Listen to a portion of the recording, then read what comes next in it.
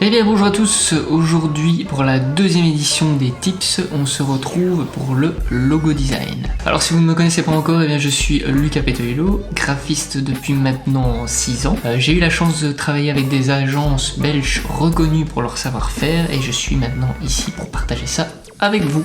D'abord, qu'est-ce que c'est un bon logo? Un bon logo est un logo simple. Beaucoup de gens se trompent en voulant en faire trop avec leur logo. Votre logo, c'est pas une œuvre d'art où quand les gens vont l'apercevoir, ils vont faire « Waouh, c'est magnifique !» Non, pas du tout. Votre logo, c'est un aspect fonctionnel de votre business. C'est ce qui va vous permettre de vous démarquer des autres de manière unique. Premier tips pour garder ça simple, du papier, un crayon.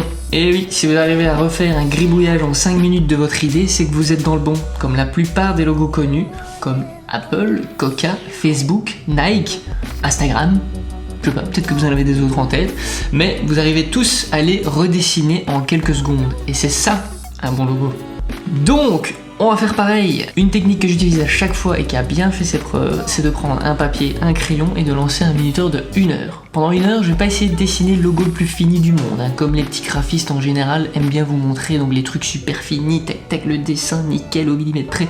Non, ici on va essayer d'avoir un maximum d'idées pour qu'à la fin du minuteur, pouvoir éliminer forcément les propositions qui fonctionnent pas et sélectionner les idées intéressantes qu'on aimerait bien retravailler sur ordinateur.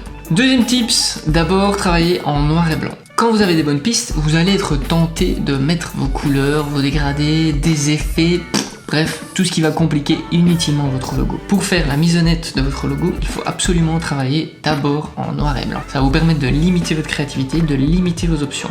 Et puis, si ça fonctionne en noir et blanc, d'office, ça va fonctionner quand vous allez venir mettre vos couleurs ou vos effets par-dessus.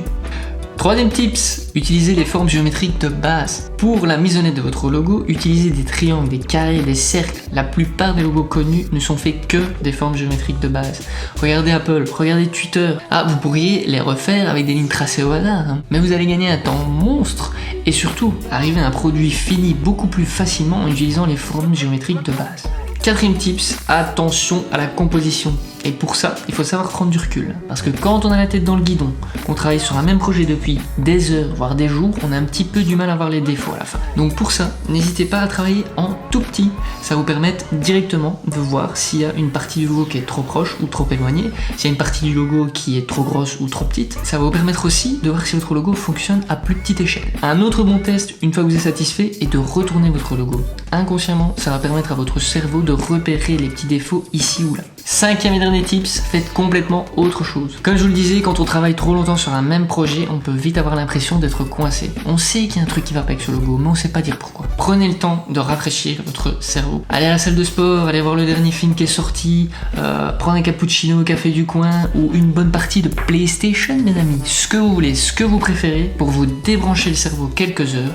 Comme ça, vous allez revenir sur le projet avec de nouvelles idées et ça va peut-être être le déclic pour terminer ce logo. On va le terminer ce logo, on va y arriver les gars, je vous le dis, oui.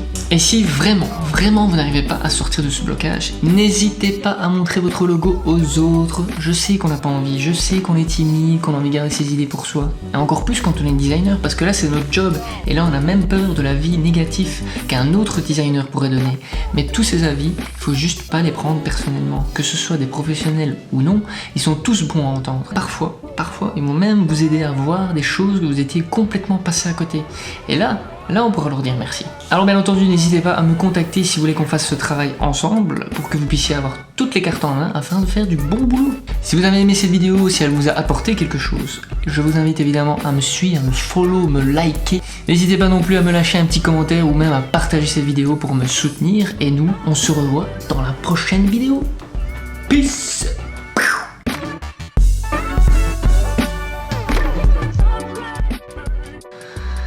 Ok. Je vais y arriver celui-là.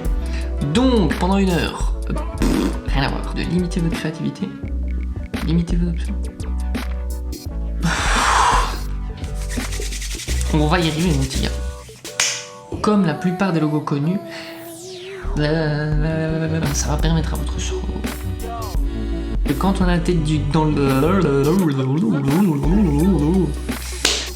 Salut. Bonne journée. Ah, moi ça va, écoute, j'ai pas encore pris mon petit cappuccino de la journée, ça va aller quoi. Comme...